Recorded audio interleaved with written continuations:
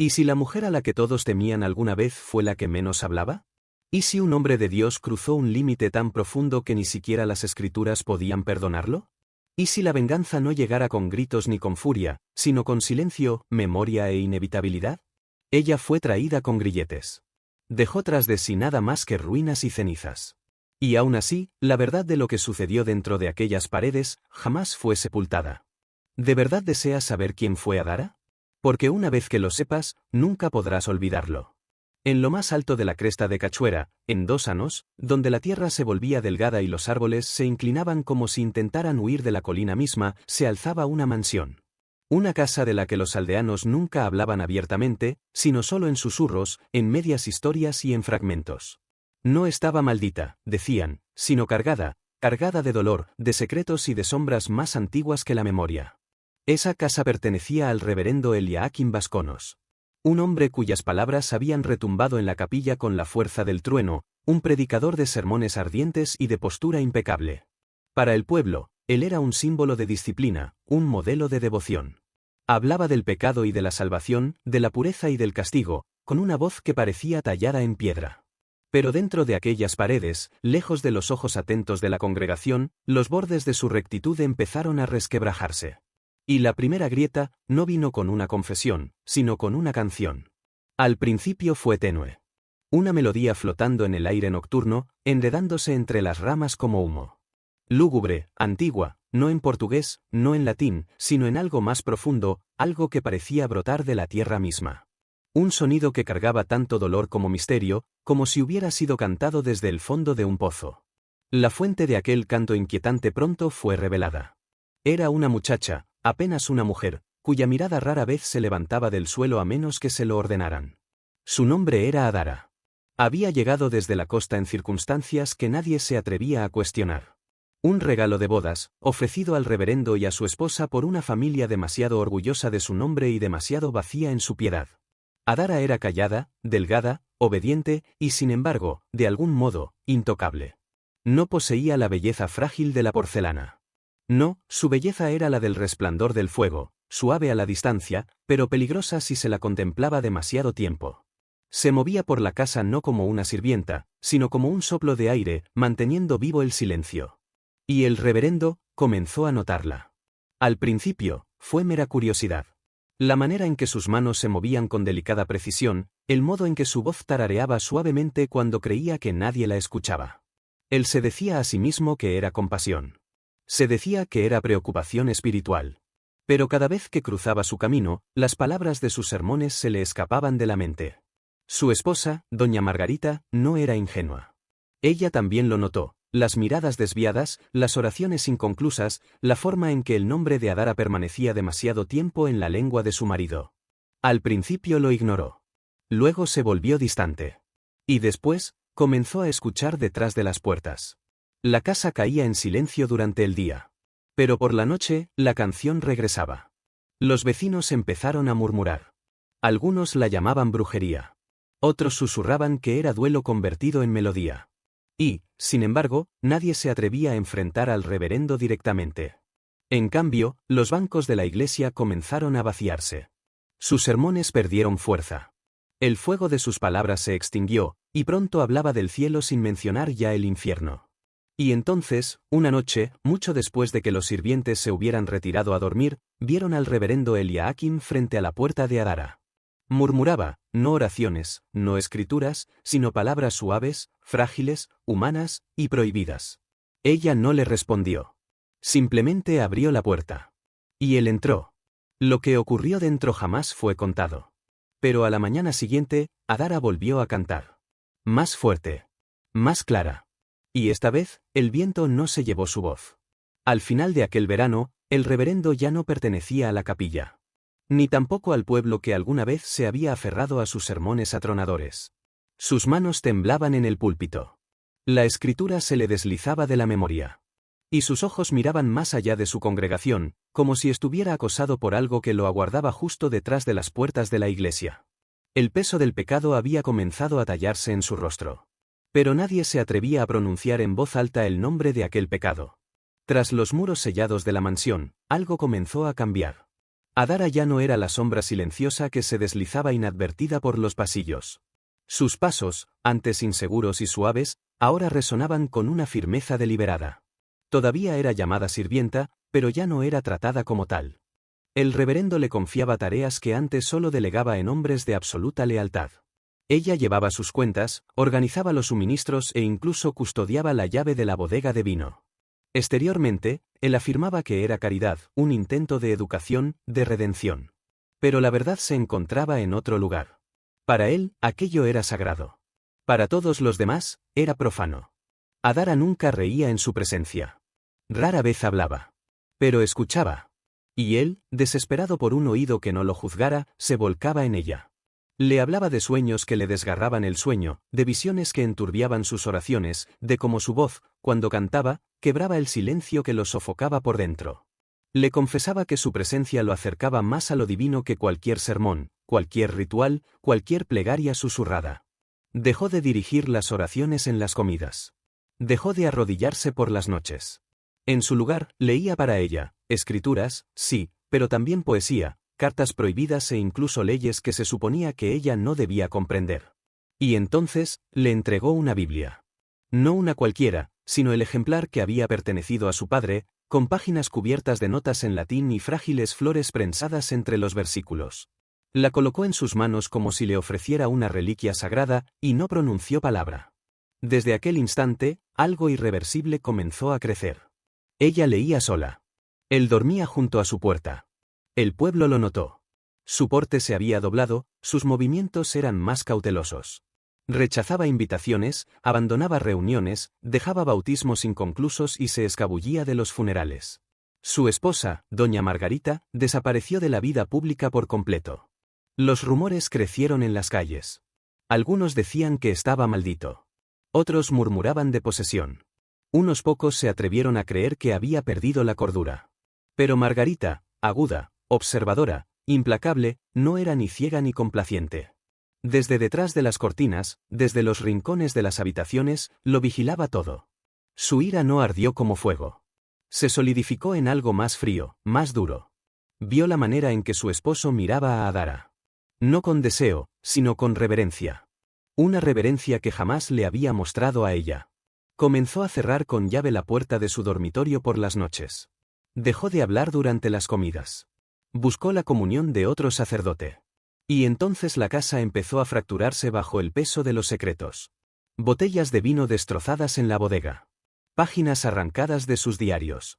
Tinta emborronada en las paredes donde alguna vez había transcrito escrituras con pulso preciso. Los propios huesos de la mansión gemían. Los sirvientes bajaban la vista, cerraban la boca. Hasta que una noche, Margarita se plantó ante Adara en silencio. Sin pronunciar palabra, la golpeó tan fuerte que la sangre manchó la piedra y un diente rodó suelto. Adara no lloró. No imploró. Se dio la vuelta, descalza, dejando tras de sí un rastro de gotas carmesí, que al secarse adoptaron formas semejantes a escrituras trazadas por una mano invisible. Desde aquella noche, Adara nunca volvió a cantar. Y el silencio le perteneció. Pero algunos silencios son más ruidosos que los truenos. En las semanas siguientes, su silencio devoró la mansión. La propia Margarita se convirtió en el eco de ese mutismo, sus movimientos más afilados, sus palabras más tensas, toda la servidumbre moviéndose a su alrededor como agua que rodea a una piedra inamovible. Todos sabían que algo profundo, bajo la superficie, había comenzado a temblar. Ella ya no preguntaba a dónde desaparecía su esposo por las noches. Ya no se preguntaba por qué su toque se había marchitado, porque sus bendiciones se habían vuelto huecas, porque le hablaba únicamente con palabras rituales. Ella lo sabía. Su devoción había escapado de su alcance, no hacia otra mujer de su mundo, sino hacia una que había llegado encadenada. Y esa verdad era peor que la traición. Era la anulación de su existencia. Adara continuaba con sus labores en un silencio perfecto y deliberado. Rara vez hablaba, pero cuando callaba, ya no parecía pasividad. Se sentía como un arma. Su espalda se erguía con firmeza. Sus ojos, antes siempre bajos, ahora sostenían la mirada de quien los encontraba. Ya no caminaba como una intrusa, se movía como alguien que siempre había pertenecido allí. Margarita observaba. Esperaba. Hasta que su resentimiento se endureció en acción. Una tarde, convocó a Rayundo, El brutal capataz que no servía a Dios alguno, ni a hombre alguno, sino únicamente al dinero y al miedo. Lo que ocurrió entre ellos detrás de aquellas puertas jamás fue registrado. Pero esa misma noche, bajo el manto de la oscuridad, Adara fue arrancada de su lecho. La arrastraron hacia el patio trasero de la mansión, donde la noche era tan espesa que incluso las estrellas parecían tragadas por la sombra. Nadie fue testigo, o si lo fue, sus labios permanecieron sellados para siempre. Adara fue atada. Despojada de su ropa hasta la cintura. Su piel quedó expuesta bajo la mirada helada de la luna. Los latigazos cayeron no como castigo, sino como declaración. 12 golpes. Ni uno más, ni uno menos. Cada uno, un mensaje, tallado de una mujer a otra, conoce tu lugar. Pero Adara no gritó. No lloró. No suplicó. Incluso cuando sus rodillas flaquearon, incluso cuando su carne se abrió en heridas sangrantes, permaneció en silencio. Y fue ese silencio, implacable, gélido, despiadado, lo que inquietó a Rayundo más que cualquier grito. Cuando la abandonaron en la tierra, no cayó desplomada. Permaneció de rodillas, su cuerpo tembloroso, la espalda cubierta de sangre y polvo, los ojos fijos en la ventana de la capilla, como si mirara algo mucho más allá de la visión humana. Al amanecer, el reverendo Eliakim regresó. Había sido llamado por un falso aviso, una mentira diseñada para alejarlo de la casa. Lo que encontró a su regreso no fue a una sirvienta, no fue a una muchacha, sino a una figura herida, medio viva, arrodillada donde las sombras la habían abandonado. Él mismo la cargó hacia el interior. No convocó a sirvientes. No pronunció oraciones. Y cuando salió, fue directamente hacia su esposa. Lo que ocurrió entre ellos en aquella confrontación permanece en el terreno de los rumores y la especulación. Algunos aseguraron que las voces se alzaron como truenos. Otros juraron haber escuchado algo romperse. Una sirvienta susurró que oyó al reverendo clamar: «Has crucificado lo que nunca intentaste comprender». Otra aseguró que doña Margarita escupió veneno en respuesta, llamando a Adara bruja, una maldición traída a su hogar. Pero lo que se sabe es esto: a la mañana siguiente, doña Margarita había desaparecido. Sus joyas seguían perfectamente dispuestas en su tocador. Sus zapatos permanecían junto a la puerta. Su carruaje no había sido tocado, y el camino de tierra no mostraba señal alguna de partida. El reverendo dijo a los aldeanos que ella se había marchado a visitar a su familia. Sin embargo, nunca llegó carta alguna. Jamás hubo respuesta. Su ausencia se extendió sobre la mansión como una sombra que se negaba a disiparse. Los rumores se volvieron más oscuros. Algunos susurraban de locura. Otros hablaban de asesinato. Unos pocos se atrevieron a decir que el cuerpo de Margarita había sido enterrado bajo la casa. Y en medio de todo ello, Adara sanaba, en silencio, con calma, de manera deliberada. Su mutismo ya no era su misión. Era una presencia en sí misma. La mansión se volvió más callada con la ausencia de Margarita, pero no era la paz del alivio. Era un silencio cargado de temor. Los sirvientes se movían con cautela. Las puertas se cerraban con manos cuidadosas. El aire mismo parecía espesarse, como si la casa hubiera aprendido a respirar con su propio ritmo lento, vigilante, expectante. El reverendo Eliakim ya no predicaba ante su congregación. Las puertas de la capilla permanecían selladas. El polvo se acumulaba sobre los bancos vacíos. Los bautismos eran pospuestos. Los funerales, entregados a sacerdotes visitantes. Y las pocas cartas que escribía estaban trazadas con una mano frenética, desigual y apresurada. Dentro de la mansión, el mundo del reverendo se había reducido hasta girar por completo en torno a Adara. Ella ya no era su sirvienta. Ya no estaba obligada a obedecer. Simplemente existía, inquebrantable, silenciosa y cada vez más distinta. Sus heridas cerraron, pero las cicatrices en su espalda permanecieron, un pálido mapa grabado en sufrimiento. Las llevaba a la vista, sin vergüenza, como si fueran marcas de poder. Y, de un modo inquietante, lo eran. El reverendo la seguía con la desesperación de un hombre en busca de absolución. Su cuerpo se adelgazaba, su barba crecía desordenada. Ya no rezaba a Dios. Rezaba a su presencia. Y Adara también empezó a cambiar. Lentamente. Sutilmente. Sus ojos se demoraban más tiempo cuando se encontraban con los de otro. Sus palabras, escasas y medidas, llevaban un peso más frío que el calor, más afilado que la crueldad. Pasaba largas horas recorriendo sola los terrenos de la mansión. De noche, la veían en los jardines, murmurando hacia los árboles, como si conversara con algo apenas fuera del alcance de la vista. Entonces llegaron los símbolos. Aparecieron primero dibujados con carbón. Luego, tallados en las tablas del suelo. Grabados en las paredes, escondidos detrás de cortinas. Círculos dentro de círculos. Estrellas torcidas. Ojos quebrados. Ninguno se parecía a las escrituras, ni a marcas indígenas, ni a tradición alguna que los aldeanos pudieran reconocer. Simplemente existían. Y se multiplicaban. Poco después, una criada cayó gravemente enferma. Susurraba acerca de sombras que la observaban desde los rincones, de voces que le hablaban bajo la almohada. Otra sirvienta huyó en plena noche, afirmando que había despertado y encontrado a Dara de pie al pie de su cama, inmóvil, observando, esperando el amanecer.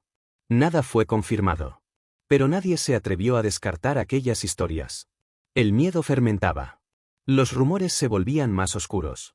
Algunos murmuraban que Eliakim había invocado a un demonio. Otros susurraban que Adara nunca había sido verdaderamente humana, que era algo antiguo, encerrado en carne y liberado por la sangre. Viejas mujeres se persignaban al oír mencionar la mansión, murmurando sobre dioses olvidados traídos en cadenas a través del océano. Y sin embargo, a pesar de todo el temor, nada concreto ocurrió.